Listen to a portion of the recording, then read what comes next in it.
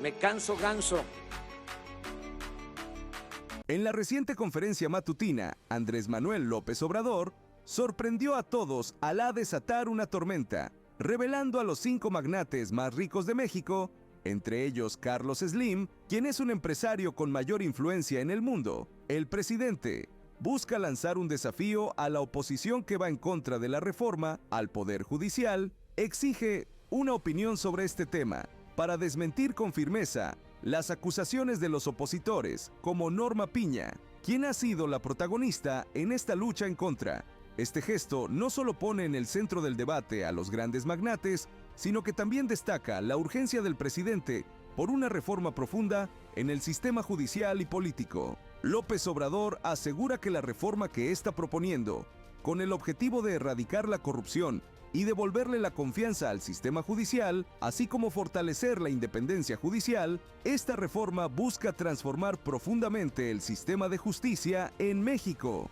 El presidente de México ha dejado claro que la próxima presidenta electa Claudia Sheinbaum seguirá con su legado, especialmente en lo que respecta a la reforma judicial. Con su ascenso, promete continuar su curso con el mismo objetivo: una justicia más transparente para nosotros los mexicanos. Al Poder Judicial, y esto que han dado por llamar sobre representación, que es ahora el motivo de unidad del bloque conservador y sus voceros y achichincles. Entonces, hay que informar sobre esto, cómo están creando esta falacia. Es una invención al grado que quieren violar la Constitución para que no se lleve a cabo ninguna reforma a la Constitución.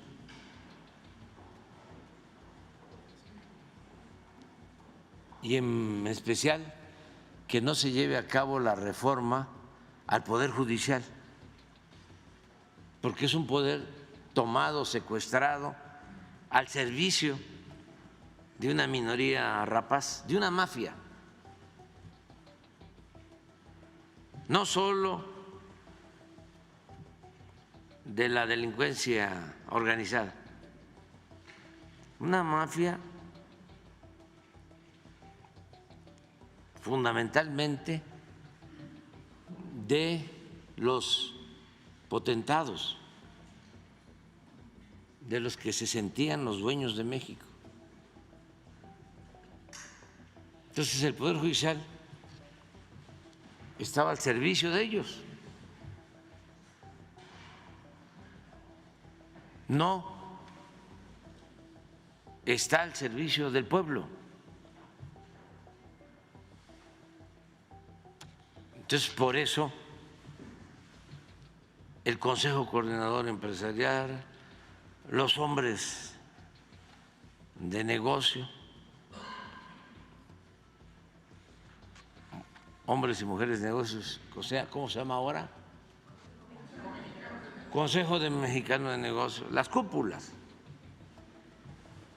Desde luego, los que tienen los grandes despachos de fiscalistas para no pagar impuestos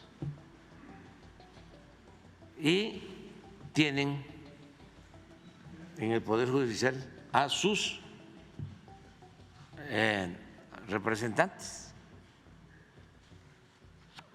Así como antes tenían en el Poder Legislativo a sus diputados y a sus senadores, y ahora no es así, porque la mayoría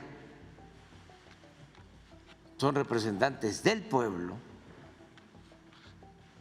quieren seguir teniendo en el Poder Judicial a sus representantes, hasta ministros a su servicio. Y por eso la campaña que raya en lo absurdo. Yo le diría a los miembros más distinguidos, los más afortunados de estas organizaciones,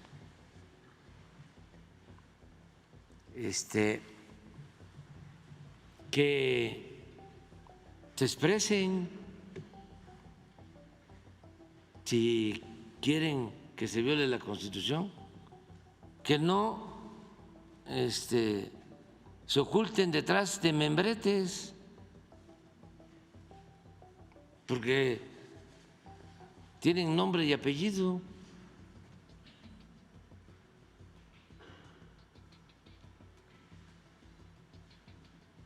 Pero que nos digan que no quieren vivir en un Estado de derecho, verdaderamente, que quieren seguir viviendo en un estado de chueco, de cohecho, que quieren seguir impulsando, promoviendo la corrupción, porque ellos son parte de la corrupción.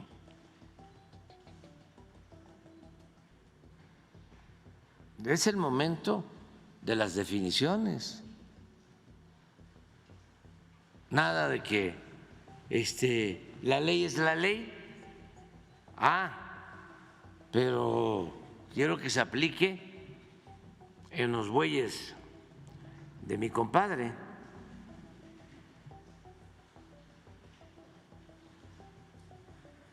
Entonces sí, Estado de Derecho, legalidad, confianza, división, equilibrio de poderes, pura demagogia, cuando lo que está detrás es mantener privilegios y seguir haciendo a un lado al pueblo.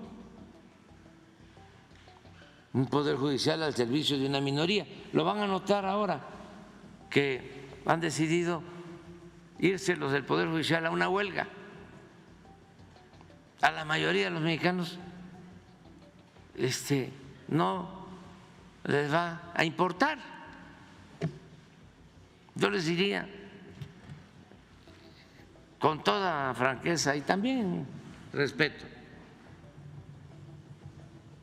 de que hasta nos va a ayudar a que si no están los jueces, no están magistrados, no están ministros en activos, tenemos cuando menos la garantía de que no van a dejar libres a delincuentes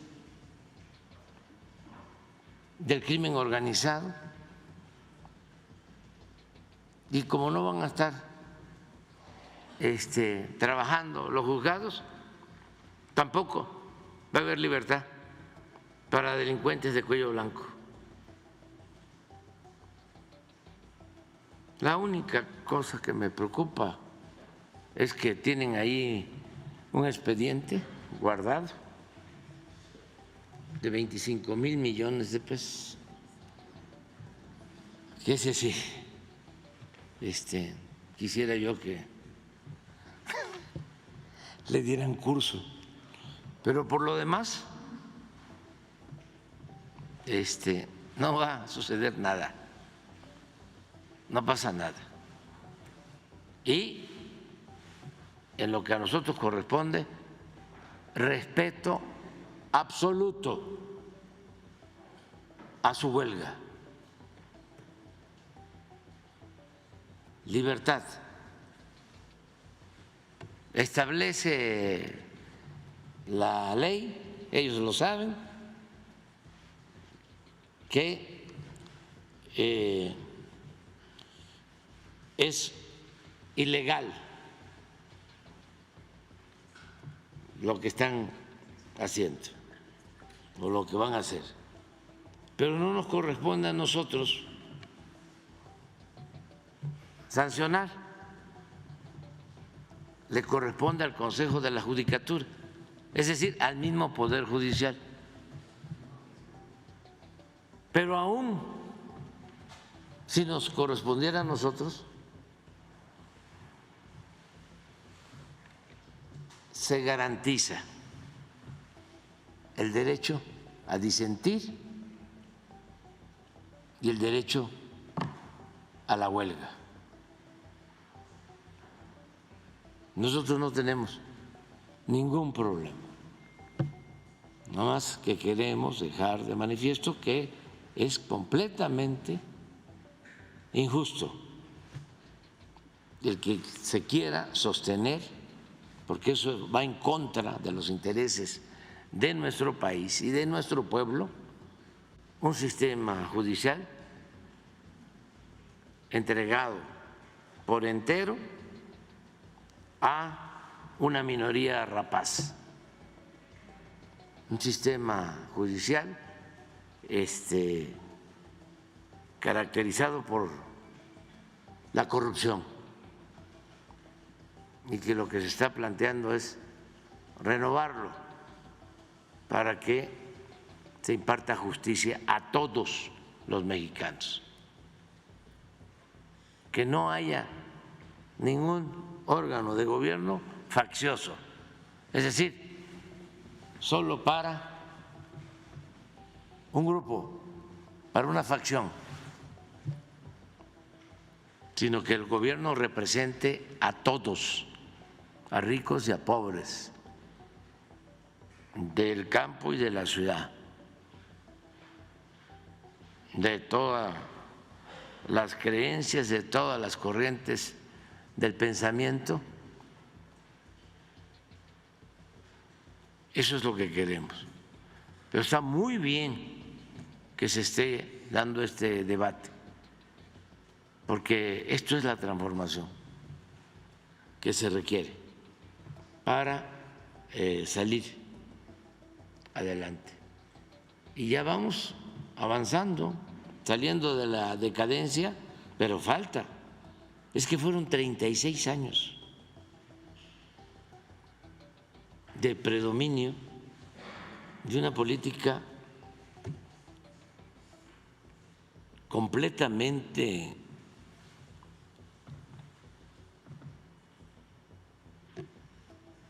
dedicada a proteger intereses, una política de pillaje, de humillación al pueblo, nada más para unos cuantos. México era país de una minoría y todavía hay resistencias, pero vamos bien, vamos muy bien, porque todo esto era necesario tratarlo. En mi caso, me siento pues muy satisfecho, porque si no planteamos esto, me quedaría yo con un problema de conciencia. ¿Cómo fui presidente de México y me hice de la vista gorda? Me convertí en cómplice y dejé pasar todo lo que estaba yo constatando y no dije nada y no hice nada por cambiar las cosas. Me volví un encubridor. Así como es una causa justa, Y tenemos razón. Si pueden más los poderosos, porque son capaces de estar amenazando o cooptando, para decirlo elegantemente, queriendo cooptar a consejeros y a tribunales y a los ministros del Tribunal Electoral para que resuelvan una barbaridad, violando la Constitución y las leyes. Así, pero en el caso que se diera, que se cometiera una arbitrariedad violatoria de la Constitución, algo extremo,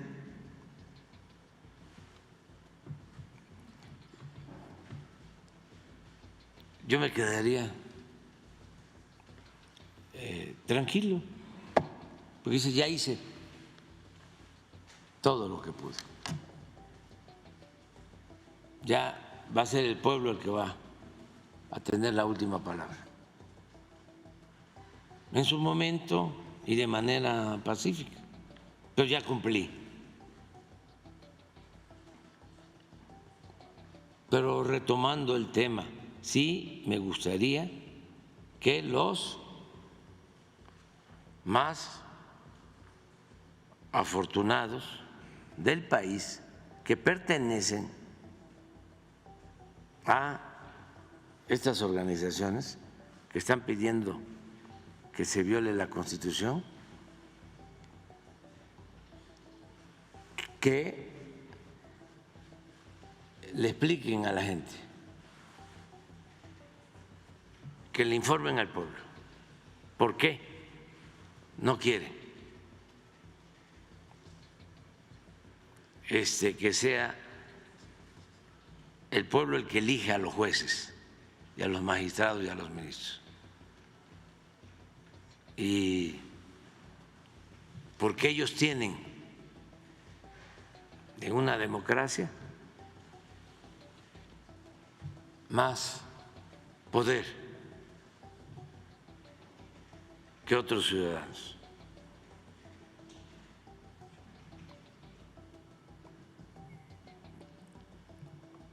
Y que digan cuáles son sus temores, porque va a haber un control del Ejecutivo. No, va a haber un control del pueblo. Yo no los voy a nombrar a los jueces, a los magistrados, a los ministros. Además, yo ya no voy a estar, porque la elección va a ser el año próximo.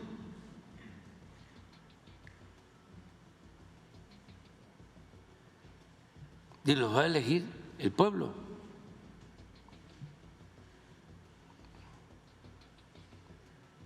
Lo que no quieren es dejar de tener la influencia que ahora ejercen. Y si toco este tema es porque estoy viendo cómo se están moviendo. Es lo mismo, claro, ya en etapa decadente de la elección. Es como una segunda vuelta. Ya estoy viendo en las redes que ahí andan revisando las sábanas y dice que no ganó Claudia.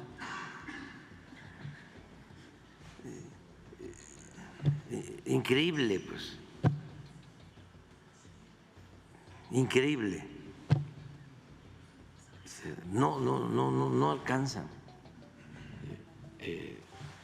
a entender la nueva realidad del país. Por esa prepotencia, ¿no? Ese clasismo, ese racismo, que los hace sentirse superiores. Y dice, ¿cómo es posible? Seguramente están viendo las sábanas, ¿no?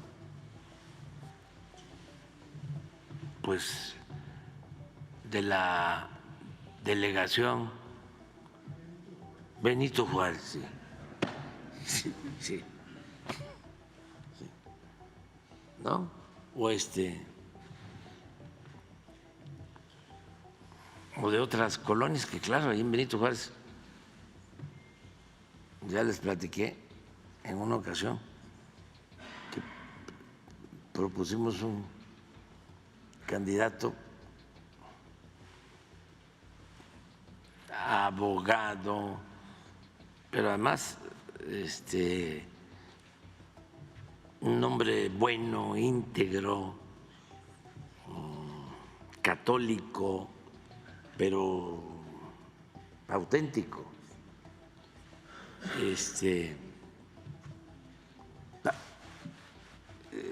expanista, sobre todo honesto, el maestro Batis. ¿Y qué creen? Se perdió. ¿Quién le ganó? La verdad, no sé. Cualquiera. Era como cuando empezábamos nosotros allá en Tabasco y yo decía que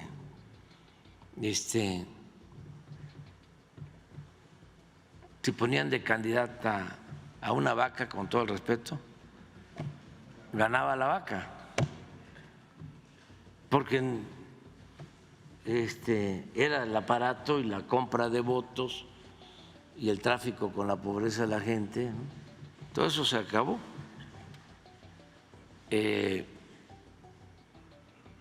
Pero si van al resto del país, pues ahí las sábanas pues les van a demostrar otra cosa. Es muy sencillo, ¿no? Por esto de la sobrerepresentación. Son 300 distritos federales. Y Claudia y el movimiento de regeneración ganó en el 85% de los distritos del país, como 200 de los 300, ¿cuántos? 256. 256. Sí. Así lo decidió la gente. Con su permiso, presidente, buenos días a todas, a todos. Bueno, el presidente ya hizo una introducción bastante clara de la importancia tanto de la reforma judicial como del falso debate que se ha venido dando alrededor de la supuesta sobrerepresentación. Pero es importante porque, como sabemos, esta reforma fue presentada por el presidente el 5 de febrero y se está discutiendo hoy en el Congreso. Entonces vamos a hacer un recuento de qué significa esta reforma. Entonces hay 4 elementos principales. El primero y quizá el más importante es el método democrático para elegir a ministros, magistrados y jueces, que todos podamos votar por jueces, magistrados y ministros. Número 2, la creación de un órgano que vigile la actuación de los juzgadores. Número 3, que exista evaluación del desempeño de los juzgadores. Y número 4, y importantísimo, todo lo que tiene que ver con la austeridad y la transparencia, que sabemos es un faltante en el Poder Judicial. Adelante. Respecto al primer tema, la elección popular de ministros, magistrados y jueces. ¿Qué tenemos actualmente? Ponemos antes porque es antes de la reforma, en realidad es lo que sucede hoy en día. Hoy en día los ministros son propuestos por el presidente y son elegidos por o seleccionados por el Senado de la República. En el caso de los jueces y los magistrados, estos son seleccionados mediante un proceso cerrado de los que hacen carrera judicial, o sea, los que pertenecen al Poder Judicial y dirigidos por el personal del Poder Judicial. Así se eligen actualmente a los jueces, magistrados y ministros. ¿Qué propone la reforma? Primer elemento, que todos los cargos se elijan por el voto personal libre, directo y secreto de toda la ciudadanía, de todas y todos nosotros. Que las convocatorias para poder participar y poder ser electo sean abiertas a toda la ciudadanía, todos aquellos que cumplan con los requisitos que establece la Constitución, que es tener licenciatura en Derecho, con un promedio mínimo de 8 y 9 en la materia para el cual voy a aplicar, es decir, se va a aplicar para ser juez penal en las materias de penal, cartas de recomendación de la ciudadanía y ensayos que puedan respaldar esta candidatura, que puedan decirnos por qué quieren ser juzgadores en nuestro país. Comités de evaluación que seleccionan los perfiles con la mejor trayectoria y preparación y que destaquen en algo que es fundamental, que es su honestidad. Esto es lo que propone la reforma. Número 2, un órgano que vigile la actuación de los juzgadores. Hemos hablado mucho de la importancia que exista esto. ¿Por qué? ¿Qué sucede actualmente? Hoy existe el Consejo de la Judicatura Federal como un órgano administrativo y también de disciplina.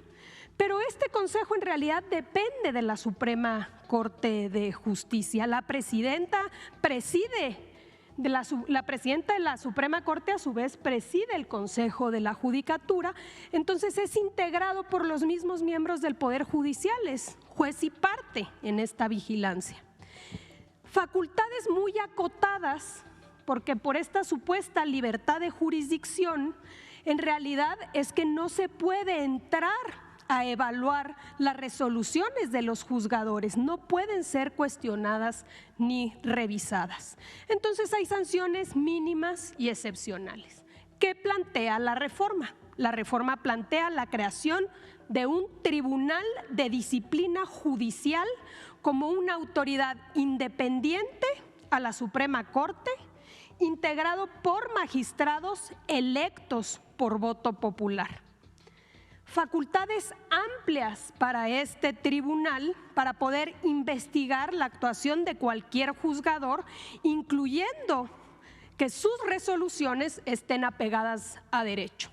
Va a recibir quejas de la ciudadanía, quejas de posible corrupción, quejas de parcialidad y va a evaluar y investigar a los juzgadores y puede sancionar, incluyendo la sustitución, la suspensión o la destitución cuando se demuestren fallas graves. Adelante. Por el otro lado, una evaluación del desempeño, cómo funciona con los funcionarios públicos. ¿Qué pasa actualmente? Una vez ratificados, los jueces y magistrados son inamovibles hasta su jubilación o su muerte.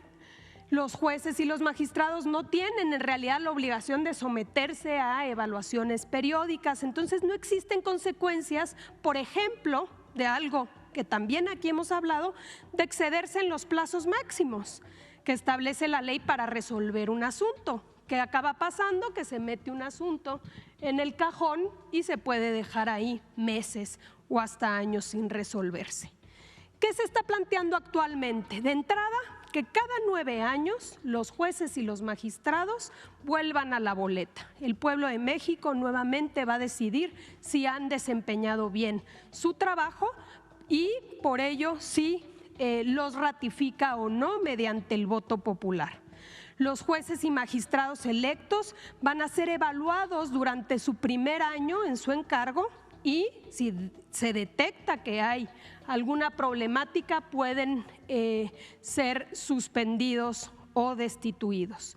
Y finalmente, algo muy importante, la obligación de dar aviso y justificar demoras procesales, pero el Tribunal de Disciplina puede detectar que hubo o que está habiendo dilación en la resolución de un proceso y sancionar a estos juzgadores. Adelante. Y finalmente, un elemento también importantísimo.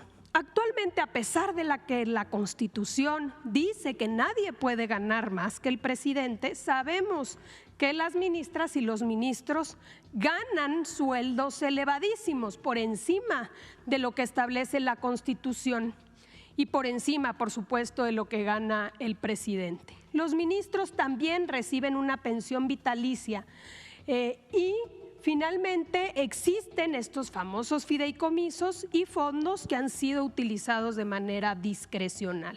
En ese sentido, la reforma al Poder Judicial, nuevamente, de manera clara para que no haya ningún tipo de interpretación, establece que el sueldo máximo es la remuneración del presidente. Nadie del Poder Judicial puede ganar más que el presidente. Se eliminan los haberes de retiro y los privilegios al concluirse los cargos y se eliminan los fideicomisos. Estos deberán reintegrarse a la hacienda pública y, por cierto, también la reforma establece que parte de estos fideicomisos serán los que van a ayudar a implementar la reforma, es decir, la elección que habremos de vivir si esto se aprueba. Adelante. Finalmente, ¿cómo será ese proceso electoral si esta reforma se aprueba?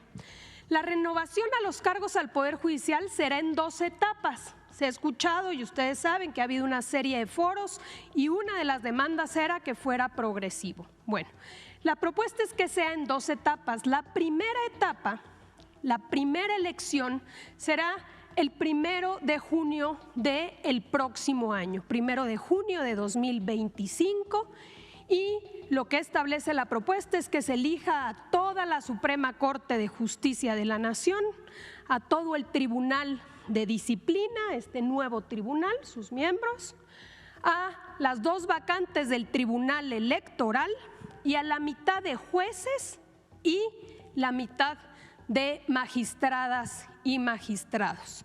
Los comités de evaluación van a verificar, es decir, la ciudadanía se va a inscribir, cada poder va a tener su comité evaluador y una vez que identifique que se pasa con, digamos, se tiene todos los requisitos, los aspirantes van a hacer una selección y luego va a haber una insaculación, una tómbola, digamos. Y ahí van a salir 3 candidatos por cargo para ministros, magistrados electorales y tribunales de disciplina y 2 para el caso de magistrados y jueces. Adelante. Una vez que haya esta selección, viene el gran día, que es la elección popular. Todos vamos a salir a las urnas y vamos a votar por los jueces, los magistrados y los ministros. ¿Y cómo establece la propuesta que se haga? Bueno, vamos a recibir una boleta, este es un ejemplo, y vamos a votar por 5 mujeres y 5 hombres para el caso de jueces, para el caso de magistrados, para el caso de ministros habremos de votar por 9 ministros, 5 mujeres y 4 hombres, y para el Tribunal de Disciplina por 5. Vamos a ver aquí al reverso de la boleta cuáles son los nombres de los que se están postulando y cada una y uno de nosotros vamos a poder votar. Adelante. El INE será el responsable de organizar, de supervisar y de fiscalizar la elección. Va a haber un periodo, según la propuesta, de 2 meses de campaña, donde no se permite el financiamiento público ni privado, pero sí va a haber tiempos en radio y televisión y va a haber debates para que la ciudadanía pueda conocer quiénes son los que se están postulando para ser nuestros jueces, magistrados y ministros, y quiénes van a resultar electos, quienes obtengan más número de votos. Ocuparán los cargos las personas más votadas, alternando la asignación entre hombres y mujeres para garantizar la paridad. Vamos a tener, de aprobarse esta reforma, un poder judicial paritario, mitad mujeres y mitad hombres. En caso de la ausencia de alguno de estos, por prelación va a ocupar quien haya obtenido más votos y finalmente la segunda elección, la segunda mitad de jueces y magistrados habrán de votarse en la elección intermedia de 2023. Entonces va a ser en 2 etapas, la primera el próximo año, 1 de junio, y la segunda para concluir con la renovación de todo el Poder Judicial en 2027 para el resto de magistrados y ministros. Quiere decir que es poner el elemento fundamental de un proceso democrático de elección de la ciudadanía para elegir al Poder Judicial. Ahora bien, para que esta reforma sea una realidad, todos sabemos que estamos hablando de una reforma constitucional, nuestra Carta Magna. Necesita haber una mayoría calificada de 2/3 partes. Y aquí viene el segundo falso debate, porque es obvio que tanto las cúpulas empresariales como partidos de oposición, como incluso muchos de los miembros del Poder Judicial, no quieren que suceda esta reforma. Entonces han venido generando una campaña y una manipulación de información respecto a una supuesta sobrerepresentación. ¿Por qué? Porque no quieren que haya una mayoría calificada en el Congreso que pueda aprobar la reforma al Poder Judicial. Entonces vamos ahora, adelante, a recordar qué dice nuestra Constitución respecto a la sobrerepresentación, que esto también ya lo hemos dicho en anteriores ocasiones. Esto es textual de la Constitución, no es interpretación, es textual. El artículo 54 de la Constitución, que regula la sobrerepresentación, que regula que ningún partido esté sobrerepresentado, establece 2 reglas importantísimas. La primera regla para que un partido no esté sobrerepresentado es que ningún partido político, y así dice la Constitución, ningún partido político podrá contar con más de 300 diputados por ambos principios, por mayoría y por representación proporcional, lo que hemos llamado plurinominales. No puede haber más de 300 diputados sumados, el de mayoría y el de representación proporcional. Y la segunda regla es que en ningún caso un partido político podrá contar con un número de diputados por ambos principios que representen un porcentaje del total de la Cámara que exceda en 8 puntos al porcentaje que obtuvo en las urnas a su votación, ¿no? La votación total emitida por un partido político más 8 puntos es el límite máximo que puedes tener en la Cámara de Diputados, no más. Si tienes más, estás sobrerepresentado. Esas son las 2 reglas que establece nuestra Constitución desde hace tiempo. Ahora bien, apenas ayer la presidenta electa y Citlali hablaban de este tema de manera sumamente clara, lo vamos a recordar porque también es muy importante saberlo. La Constitución tiene pasos muy claros de cómo deben distribuirse los diputados plurinominales en nuestro país. Lo establece tanto la Constitución como la ley electoral. El artículo 15, numeral 2, establece que para obtener la votación nacional emitida se debe restar a la votación total los votos nulos, los votos a favor de candidaturas sin registro y los votos de candidaturas independientes y también de aquellos partidos políticos que no hayan obtenido por lo menos el 3%. En el caso actual fue el PRD.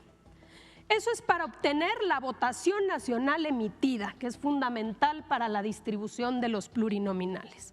Aquí tenemos la votación total emitida, hay que restarle los votos nulos o candidatos sin registro, los votos por independientes o partidos con menos del 3% y te da la votación nacional emitida. En este caso, 55.705.598. Adelante.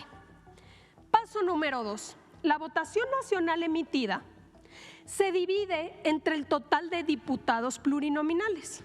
Hay que recordar que hay 500 diputados que integran la Cámara de Diputados, 300 por mayoría. El candidato que más votos obtenga en un distrito, ese es el diputado. Y 200 por plurinominales. Entonces, la votación nacional se divide entre los diputados plurinominales para obtener el cociente natural. Aquí está, los 55.705.000 entre 200 te da 278.527, que es el cociente natural. Adelante. Paso número 3, dice la Constitución. Se determina el número de diputados que se asignarán a cada partido político, dividiendo su votación total entre el cociente natural. Entonces hay que hacer en cada uno de los partidos políticos. En el caso de Morena, Morena obtuvo 24 millones de votos, 24.286.000.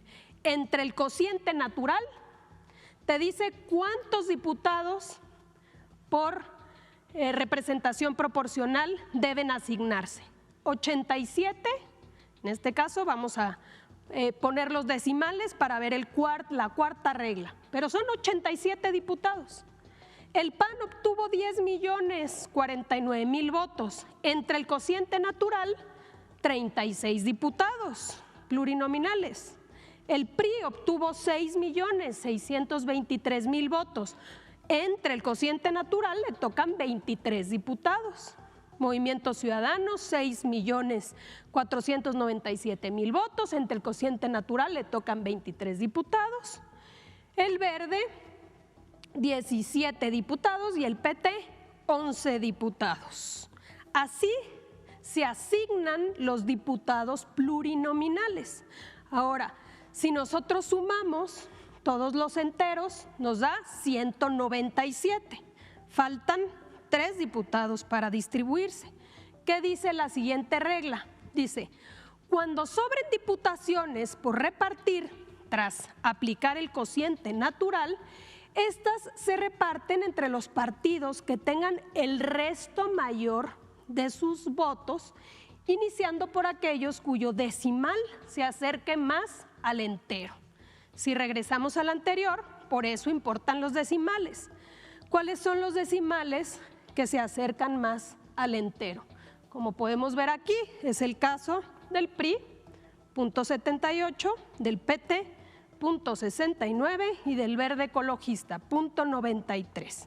La Constitución entonces dice que debe asignarse un diputado más al Verde, un diputado más al PT y un diputado más al PRI. Adelante. Aquí está. Ahora sí, si sumamos los 197 más estos 3, te dan los 200 diputados plurinominales. Adelante. Finalmente llegamos a esta tabla que hemos mostrado en anteriores ocasiones. Aquí están los diputados que se ganaron por mayoría. Y estos son los de representación proporcional, los plurinominales que acabamos de ver.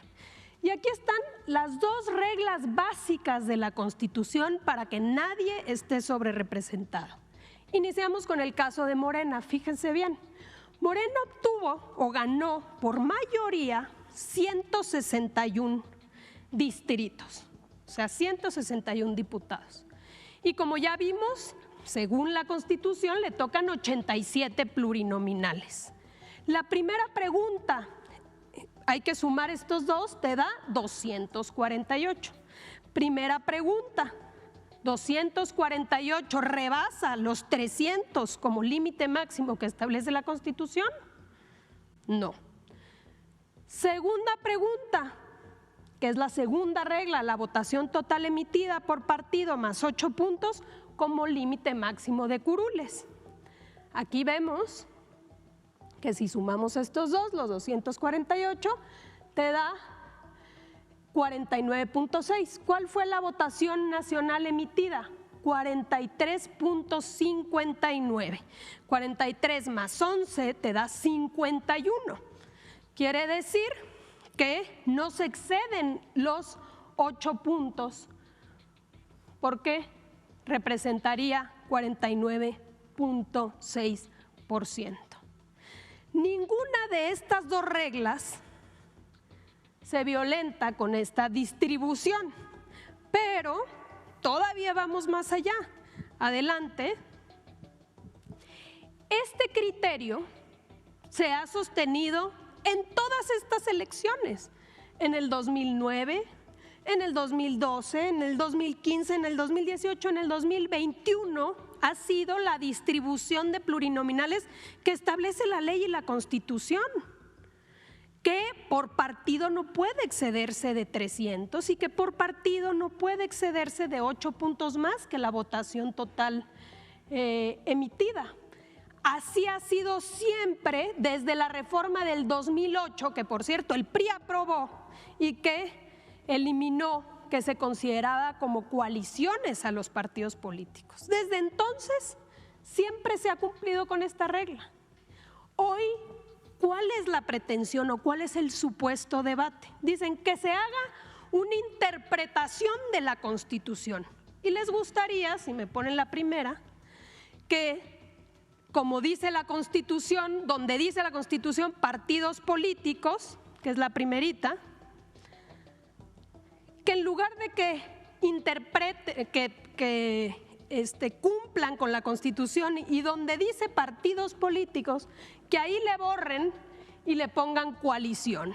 Y ellos quisieran que dijeran ninguna coalición podrá contar con más de 300 diputados. Pero la Constitución dice partidos políticos y desde 2009 siempre se han distribuido igual. Esta es la hipocresía de cuando hablamos de la ley es la ley y del Estado de Derecho. Esto se va a definir próximamente y por supuesto lo que debe suceder es que se aplique la ley y la Constitución, a menos de que exista una reforma y que si la decisión del pueblo de México fue dar una mayoría calificada para poder reformar nuestro poder judicial, que se respete la voluntad popular. ¿Es cuánto, presidente? Sí quedó claro esto, ¿verdad? A la mayoría de la gente, pero a lo mejor no está claro para las organizaciones empresariales, o a lo mejor no todos tienen esta información. Entonces, a mí me gustaría que se informen los más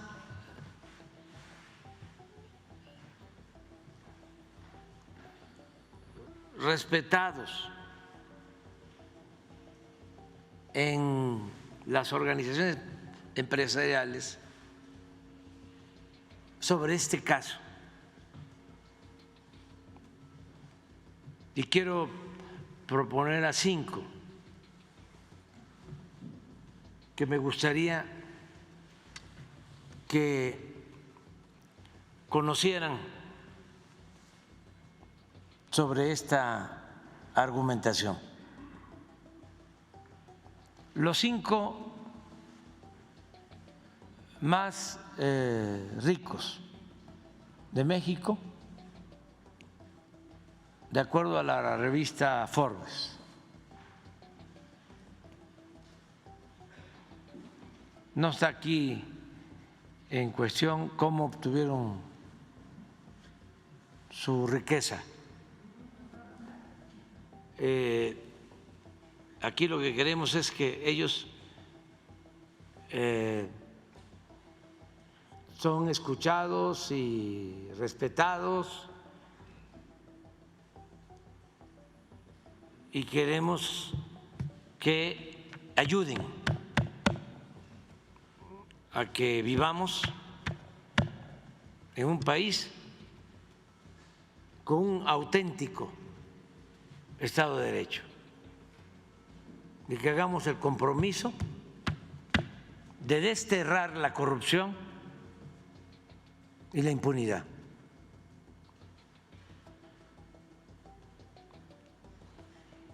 Y que ellos nos den su opinión.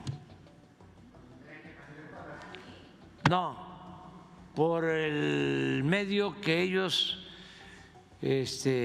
consideren. Sí, vamos a ver la lista. ¿Tienes la lista de los que de acuerdo a la revista Forbes tienen más recursos, más capital, más dinero? Y que se aclare, no todo el que tiene es malvado, ¿eh? No estamos en contra de quienes con esfuerzo, trabajo, de conformidad con la ley logran un patrimonio. Nosotros estamos en contra de la riqueza mal habida y de la corrupción, porque la corrupción es el principal problema de México. Era, todavía no hemos terminado de limpiar al país de corrupción. El principal problema de México, no una pandemia, una peste. Y eso es lo que produjo el atraso y el sufrimiento de millones de mexicanos, la corrupción. Y este es un caso emblemático, muy importante, porque durante todo el periodo neoliberal, durante la aplicación de toda la política de pillaje, se aprobaron reformas a la Constitución, todas en contra del pueblo de México, para legalizar el saqueo de los bienes de México y de su pueblo. En 36 años en el Poder Legislativo no se aprobó una sola reforma en beneficio del pueblo, todas para favorecer a una minoría rapaz, a traficantes de influencia, a políticos corruptos. Y ahora que se quiere hacer una reforma a la Constitución, pensando en que se imparta justicia a todos, resulta que se oponen, pero no solo los legisladores, sino se oponen los de las organizaciones económicas, financieras. Y no quiero generalizar, porque no aceptaría, sería muy extraño, raro, que el que tiene más dinero en México, Carlos Slim, esté a favor de que se viole la Constitución.